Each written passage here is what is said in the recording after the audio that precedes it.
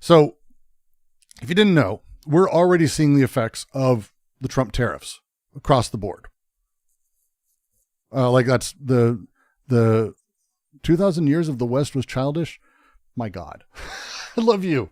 Oh God, AIs are like really getting good at this. It's fantastic. We're starting to see the effects of tariffs across the boards. And again, since people don't really understand how they work, I've been waiting, and I was going to be heading down. I'm in Portland, so actually going out to the shipping yards, taking photos, talking to people. They're very open, by the way. People who work in the shipping industry are very open about how fucked they are, because shit is showing up and people aren't claiming it, because as long as it doesn't get claimed, it doesn't come across customs. You don't get nailed with it. This is a thing that has been like 30, 40 years known. There are you might call them demilitarized, detaxed zones right on the other side of customs that really rich people keep their paintings, like 10, 20, 30, 50, $100 million paintings in these, very beautiful climate controlled warehouses under lock and key, under lots of security, because their goal is not actually to ever display it. Most of the time they actually have fakes that they display as a thing in their homes or that they donate. And they have the real thing over there because then they own it and it appreciates. The moment that they take possession of that, the taxes are ruthless on that importation tax. So for a long time, they just leave stuff over there and then they'll sell it and they'll leave it in that place to someone else. It's amazing how they get away with this. Well, now importers are doing the same thing. They're doing it across the board with computer parts. They're doing it across the board with board games. They're doing it with toys. People are just not pulling stuff in because the Trump's tariffs are absolutely decimating multiple industries. It's really wild. It's really wild as a thing. So it's Sart is garbage. You're just, oh God, these people it didn't do very good on that one. That's not even a sentence. They'll figure it out. Look, AI is going to like turn a corner at some point. I promise. It'll be AGI. It'll be really, really there. It'll be great. The downstream effects, we're seeing the downstream effects now. You may not notice it, but we're seeing the downstream effects now. And this video by Gamers Nexus, we are not going to watch the entire thing, because if you didn't notice, this is not a 5-minute video. This is a solid fucking 3 hours of visiting computer makers, visiting computer builders, visiting parts makers, repair shops. He gets a whole bunch of people that I love their YouTube channels, and also other people that I've worked with, which is fucking crazy, across Cooler Master. God, who else does he talk to? Cyber Power, a few others, and companies like that, all the way to like Lewis Grossman. God damn it, what's his name? The repair guy who's always fucking angry sitting in an armchair. My brain's not working. Anyway, he gets all of them, and he actually goes through, and these people shared their actual numbers, which you don't see people doing with a YouTuber that often. Hey, here's what it costs us to make. Here's what it costs to come in. But multiple competing companies do this and actually walk him through their warehouses, walk him through their manufacturing floors, and talk through the entire thing. Louis Rossmann, thank you. I was going to say Grossman. Why the fuck would I say Grossman? It's Rossmann. Fucking the angry armchair guy. One of my favorite angry armchair guys. He's great. He's fucking great. But we're going to skip around a little bit because there's a handful of sections. This first one I wanted to go through, and I recommend watching the whole video. It's beautiful. Channel plug before the segment started. Fair enough. I'll also do a channel plug for Gamers Nexus also after this. Today we're investigating NZXT's shady. Gamers Nexus is awesome. But right now, how are you doing? I hope all of you are well. You are watching In the Fold with Brooks and Sunday, or at least just Brooks today. Sunday will be returning again on Friday. He had some personal stuff. Everyone send love to Sunday. Everyone send love to Sunday. He may need it today because it's a tough day. But we love doing this. We love doing this because we think that there's a need to actually talk about how depressing the news is and kind of not let up from that. We try to do lighter stuff on the weekend, Friday-ish. But we think that there's a need for like a little bit of a deeper analysis, a return to things that seem repetitive because most news. I am well. Thank you, C-Slick.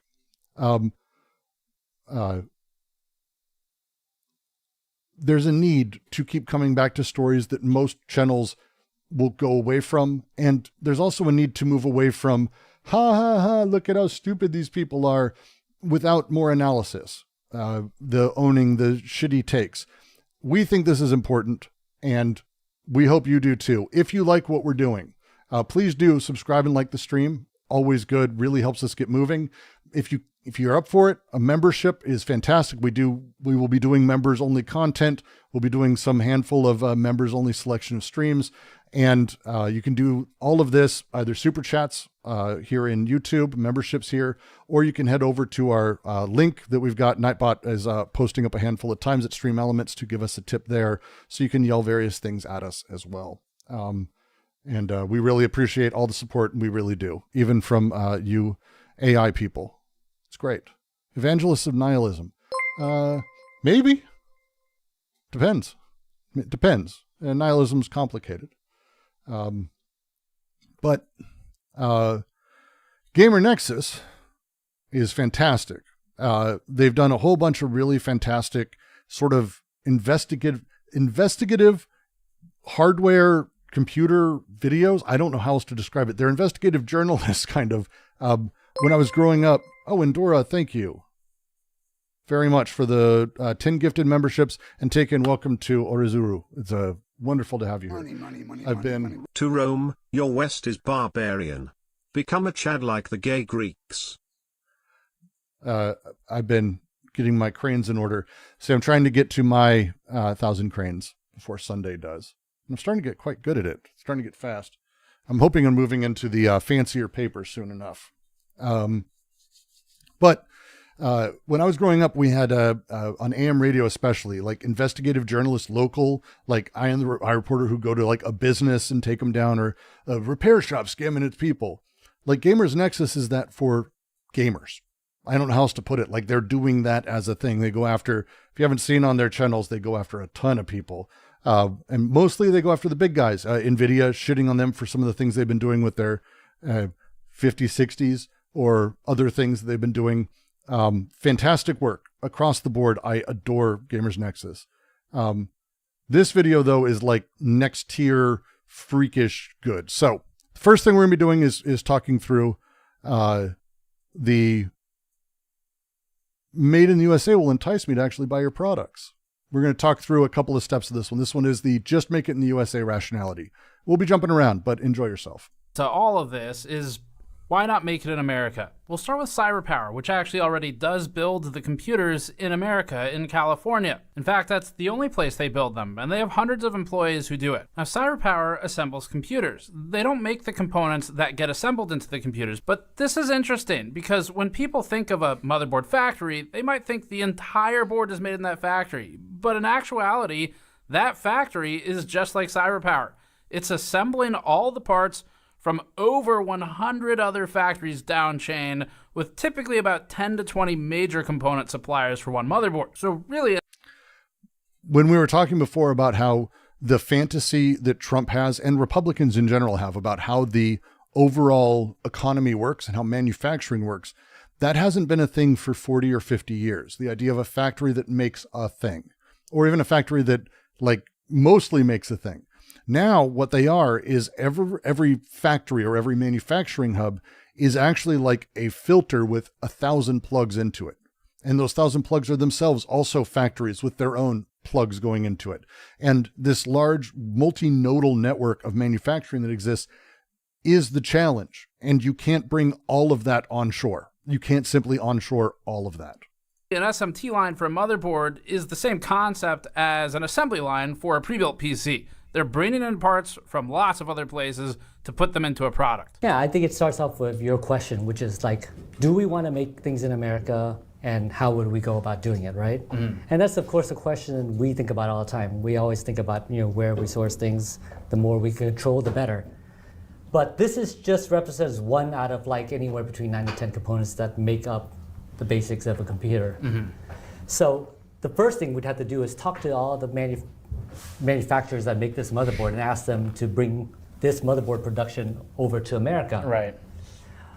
And now, while these companies might bring the motherboard production manufacturer over to America. They don't actually make all the parts that make up this motherboard. There could be anywhere between 10 to 20 other companies that make up these individual parts that are still being made in other countries. MSI had given me numbers years ago, how many components are on a motherboard, counting all of the tiniest resistors and caps. And on a high-end board, top of my head, it was thousands of components, counting all. How fast can Elon build a factory? Well, again, this is the fun part. Building a factory is year and a half. It pulls up, and that was very quick, and that's with him genuinely getting sued constantly by environmental groups by not caring. So let's assume that we don't give a shit about the environment or the impact or the people that live around it. For example, Zuckerberg and Facebook and Meta put in a data center that uses so much water that the entire community of some 10,000 people now have none. None. And so they have their water shipped in, so a data center can take most of their water. That, let's assume we don't care about that, which is bad, but let's assume that. That's still just a factory for assembling. Do you know where Tesla's batteries are made, where its computer parts are made, where all of its pieces of its motherboard are made? It's a computer, by the way. Where its tires are made, where its wheels are made, where any of its structural elements are made, where any part of it is made. Is all of it in America? No. So it doesn't matter. You can start onshoring stuff, and that will save you minor amounts of money, but it doesn't save you the whole nut. So if you have to, for example, eat a 90% tariff because stuff's coming from China and you're in particular organizational stuff of it, and it's going to cost you $500 million to bring a factory here. What is the profit loss on that makes bringing the factory here worth it, given that you're also not going to be bringing everything else? The answer is not very much. There's just not a reason. He'll go into that. Other people go into that, but it's a big thing. It's kind of the problem. Factories are very expensive, and the profit made off of that factory to make it profitable, because the government's not subsidizing it, has to come from these costs. So why spend $500 million? Why not subsidize then? Take that $500 million and just subsidize your own computers here. Just subsidize them. You'll continue to sell them. You eat the cost. We're sitting here complaining we could be innovating. I mean, we're talking about policies. All the smallest. Wow. ones. Yeah. So no matter how many companies we bring over to try to complete this ecosystem, this supply chain, somewhere. Any president, including this one, can remove the tariffs on a second's notice. Not really worth betting on building a factory which need imported parts. Wait, okay, so you're saying that a capricious president who does things on a whim for no reason and has absolutely no plan behind it and has constantly changed his mind on things on the daily basis, investing $1 billion in something that might go away tomorrow is a bad business decision? That's a very interesting idea. Also with that is, given that Trump has shown consistently that he will break not only his own trades and trade policies and trade contracts he has, not just personally, but as a country, because he broke his own trade negotiation deals that he put in place during his first presidency to do these tariffs. Why would you ever begin dealing with him?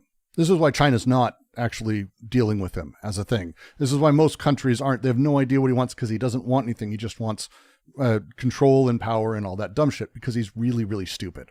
He's very stupid. And so why would you then, as a country, negotiate with someone that you know could upend it and doesn't care about contracts?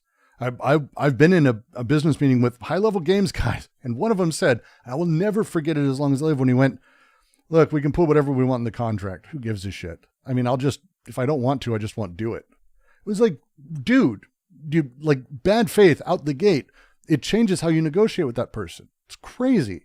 It changes how you negotiate with Trump too. So not only do we have someone who's capricious and doesn't give a fick and have a fucking clue about any of this stuff, but he's changing his mind constantly. And already the hints are that he's going to reduce the tariffs on China. Well, if he does it by even 50%, why would you spend any money? Just wait. Just wait. Just wait. 500 billion of investments promised. Dude, like this is the thing with Republicans and conservatives, and they don't understand what 500 billion in investments is. When Meta says they're going to invest $1 billion in a data center, that just means they're going to like put stuff in their own data centers. That doesn't mean they're investing $1 billion in stuff that's going to generate jobs. Do you know what generates jobs? Demand. Demand for products generates jobs. If a person can, who's in a company, make more money by hiring someone, they will do it because that's how companies work. It's actually very, very, very simple. And so as people can sell things, they'll do that. But they're not going to invest $1 billion over time. Like, again, you'll see over time, it's the same thing that happened the first time. If you don't remember, Trump had everyone. China was going to build this and this and this. We had these billions of dollars in investments the first time around, and then none of them got made. Like, yeah, he's doing it again, but somehow you don't remember the first time. But it requires a lot of people work together, and it could take decades or years to really achieve this while still making the product affordable, because we haven't talked about that yet. Even bringing all this stuff to America doesn't guarantee that it's affordable. So people who are thinking about doing this, they have to consider all these other things. What is the... It's again, amazing. So let's bring all of the jobs here, the jobs that are being paid sub-dollar an hour in China. We want to bring those jobs here and have them paid $15 to $18 an hour. I know you don't, but let's follow with it because we do have minimum wages in states and we haven't gotten rid of it. That will have an impact on the end cost, especially if it's all the people in the entire supply chain. It's fucking insane. It's just so silly. Tariffs are awesome for keeping stuff like food production in your country so you don't rely on someone in the chaotic evil. Tariffs have a place. Like I'm not going to say they don't have a place. They're useful. I think if you were to do tariffs on certain goods in China to demand that China upgrade its workers and its ability for its workers to actually have more power, get paid more, be treated better. Tariffs can be used like that. They have been in the past, by the way. Tariffs have been used to force social change in other countries. They've been used to, a ton of stuff. You can do things. Again, in my ideal fantasy world, I'm not utopian. We live in a place that this is a thing you can do. But like, what the fuck are we thinking when it comes to how these tariffs go out and how they will actually impact everybody? Because across the board, there's no winners here. There's no winners, anyone. And it's just a net loss, except for every time he does it, that he crashes the market and then buys a bunch of stock like Mark and all those guys did, and then says something to make it go back up. And then those guys sell. And then he says something and didn't crash it. Pump and dump the literal stock market is amazing as a thing. I'll use a computer case because it's the one I was the product manager for the longest. If you use a computer case, you think about the cardboard box, the ink that is printed on that cardboard box, the tape that's used to shut the cardboard box, the foam inside the cardboard box, the paper the manual's printed on with that ink. The case itself has steel, it has glass, it has maybe aluminum, it has some ABS plastics, it has rubber for rubber grommets, sometimes different durometers of rubber. Screws that come from one factory, fans. This is a guy who's been doing this shit a long time. Which are usually either bought from a fan motors for fans, blades for fans, wiring, the connectors that go into the 3 or 4 pin headers. You know, all of those elements have to come from somewhere. So there's a supply chain that goes, you know, decades back into who started this factory that makes nothing but screws. And that's right down the street. Factory. Yeah, the screw factory is 2 blocks away from the case factory. Which is next door to the cardboard factory, which is next door to the ink factory, which is next door to the foam factory. And if you want to go from I have nothing to I have a completed product in one city block, you can do it in China. You can't do that in North America easily right now. And it would take a long time to get to that point. This question, Cal. It's a stunning set of choices that he's made for this. I love the way this guy describes it because if you haven't been like goddamn, is it Dragon Market in Shanghai? There are a series of the most extraordinary sort of tech outlets, multi-story, small vendor, like malls filled with shit like you would not believe because the stuff's being made not far away. And so it's astonishing to sort of walk through. Just to sort of return to what happened to the, so first time around with Trump, let's talk about these things, because I think it's important that we actually revisit some of these stories, because if you don't remember, we've been through this, and we don't really need to have a conversation, like in general, about what billions of dollars invested actually means. So Foxconn, if you remember, we did this already once where we threatened China with tariffs. We didn't actually do it last time, despite saying we would many times. And we used that pressure to get Foxconn to give $10 billion to a project. They're investing so much. They kind of changed that deal a little bit. They've changed it to $672 million from 10. The new jobs created is now 1,454 from 13,000. And it's not there yet, by the way. It doesn't exist as a thing. It's like a big empty field. And it's been 8 years, 7 years. It was supposed to be a 20 million square foot mega factory.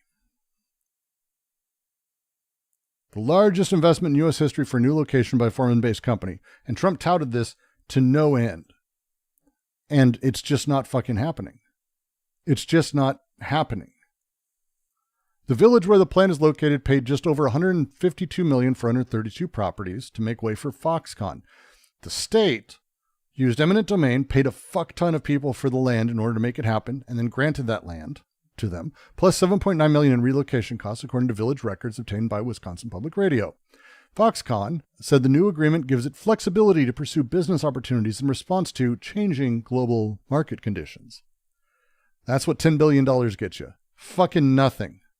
And again, they've paid out. This has cost Wisconsin, the village itself, $160 million. And they're saying at this point that they're going to actually only be bringing 72 million in investments. So we're already cutting the fuck out of that. Good job.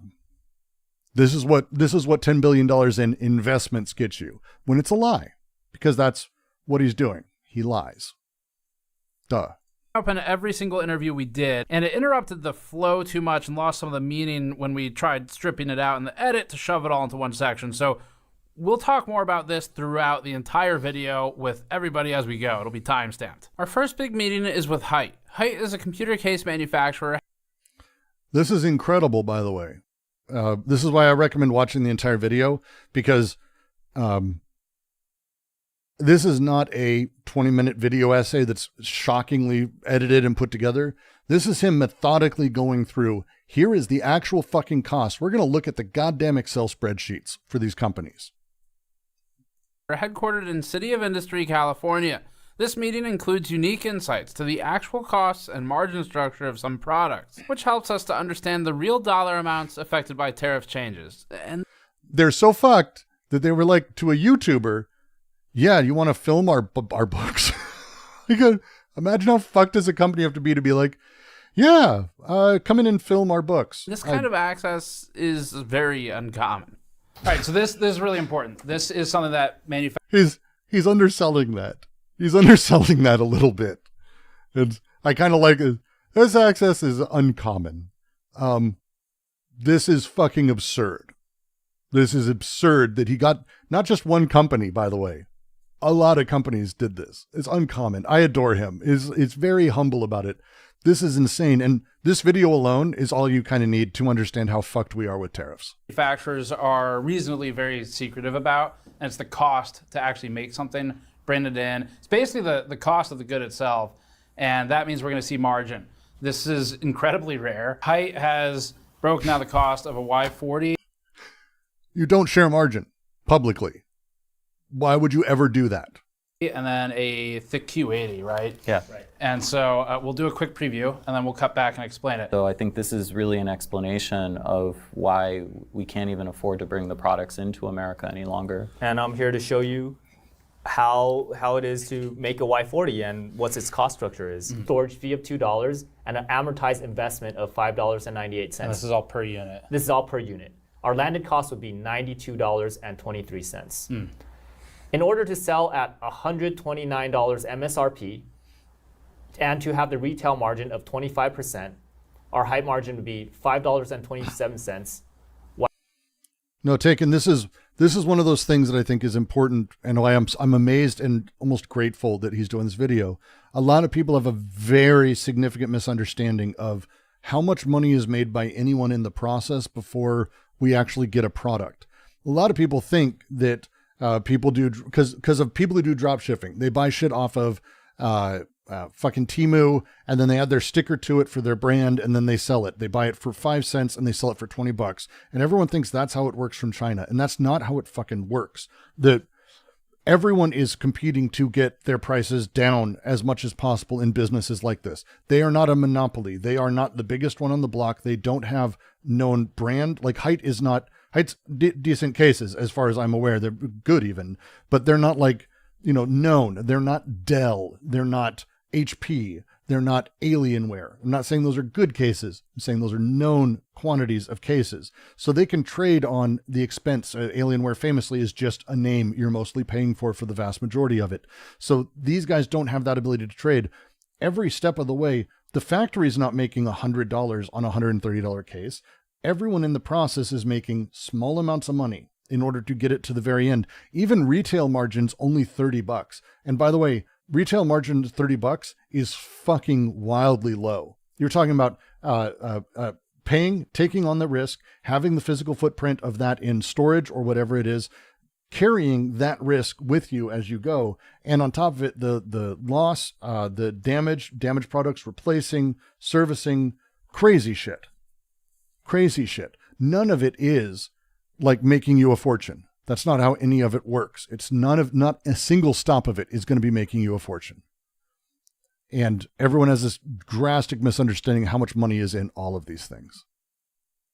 And employees, stock, rent, like Amazon is the best case scenario for this because retail margin of $30, it sells, but then Amazon takes their cut over the entire thing, not just the margin. They take their cut of the whole thing. So if they take 10, 15% of $130, well, that retail margin of your store is now gone. So it completely fucks everyone.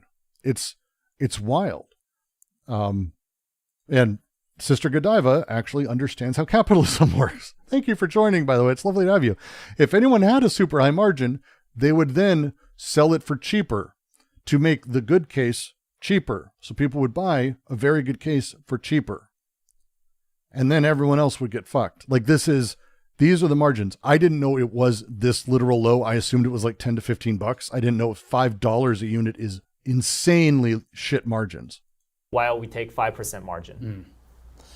Is that retail margin pretty standard?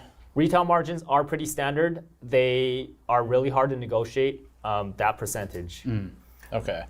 And it looked like per container, they're talking about having 600 units. So they're talking about making $3,000 a container profit landed. Is basically nothing. Yeah. Yeah. I mean, you might. Oh, no. So 600 per container. Okay. So that's, no, I was right the first time when I said that. Per unit's $10 per container, 6,000. Jesus. Call it a kind of loss leader, right? Yeah. This became a product. This is a Height, HYTE, case manufacturer. We're going to be seeing other ones as we go through this too. It's crazy. That we were effectively just growing market share with, making about $5. And again, tariffs don't hurt capitalism. So Jimbo, to just add a little bit of color, tariffs don't hurt capitalism. Capitalism is a system of trying to find a way to ultimately create the largest variability and derivative within the value of any given singular thing in a momentary time of actualization of capital, which is a short way of saying profit.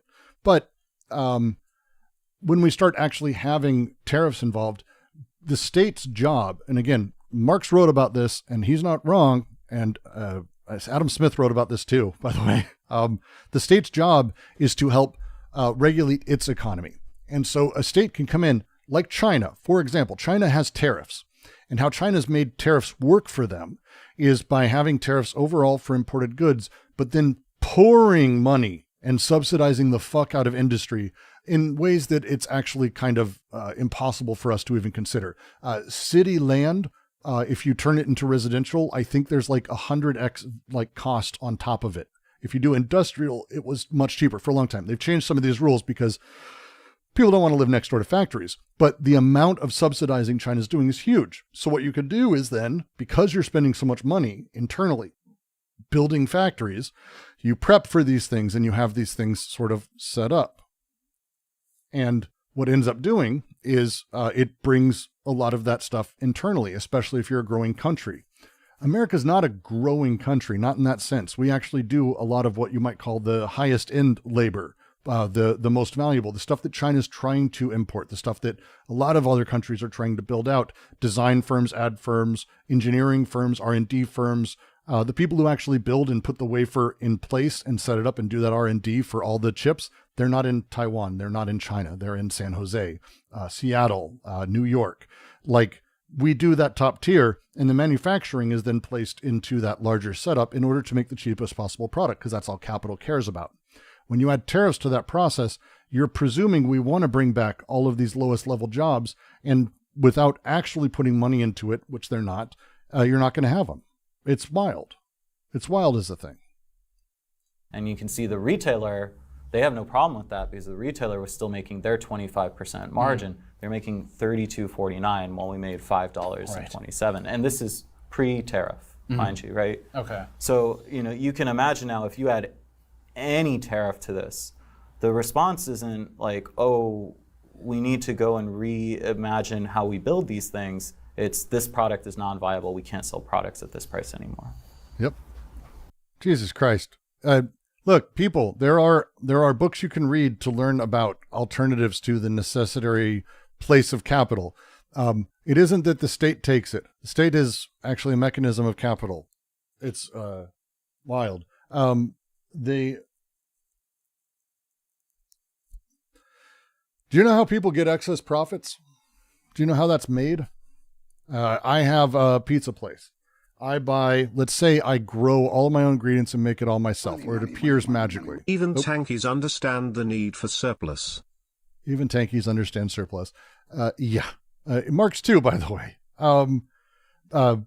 Let's say I have a pizza place and magically, we're not part of any supply chains. We'll get to that in a second, but magically I have all the ingredients and I make pizzas. How do I make a profit? By charging people more than I'm spending on rent and ingredients and other things. I realize at some point, oh my God, I have so many people coming here. I need someone else to help me make pizza. So I go in and I go, Emoy, how you doing? Want to make pizza? And Emoy's like, I love pizza. I'm very good at it. I'm like, awesome. Come on in. And you make pizzas with me. Do I pay you what you're worth? Do I pay you what you actually produce? No, I don't. I can't.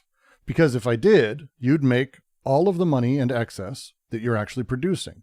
If you make 50 pizzas and we sell them at $100 a piece, they're the best pizzas that have ever been made. I'm just doing easy math. The way that money would get spread is not to you. I'm paying you less than that. Because if I paid you exactly what you're worth, I would make no profit as a company. That's where the rub is. Profit is still made. Profit exists. The amount of money that's spent versus the other thing.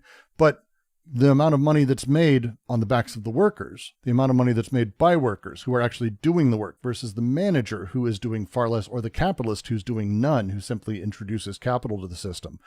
The workers are necessarily not being paid what they're worth. That's the rub. That's the challenge. That's the difference. Directly. Way's phone and audio was... I'm a 2025 young Hegelian. I just...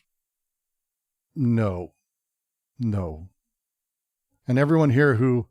Yeah, everyone here who knows me is like, oh, dude. Like, you might as well have just said the F word as a slur. Unfortunately problematic in the recording, so we'll mostly defer to Kim's section here. Kim, we'll start just briefly. I mean, what's your role at Cooler Master? So I'm a logistics specialist. Essentially, I handle all the inbound containers. If we need to place orders with our factory, I'll place them in our system. I'll review all the shipping documents as well that are incoming with customs. So that's pretty much what I do here in regards to logistics. You have a lot. And again, let me point out, we're watching a YouTube channel where this guy, and I like this guy, I've watched Gamers Nexus for a while, but this dude is the one who has gone to companies and asked and talked to them about actually how this will work. And they're sharing their books with this guy. And we haven't seen this on any of the other news channels that exist. I adore him. I adore again the channel, but that he's doing this and he's able to do this. Somehow I would guess that people on actual news channels would have more credibility and ability to do this, but they're choosing not to. And I think that's the thing to be realizing here, how horrifying it is that this is the only time I've seen someone doing this work. Hi, happy thought. Oh, I don't have a happy thought, but I have a secret to tell you. No, it's about a happy thought. Hello?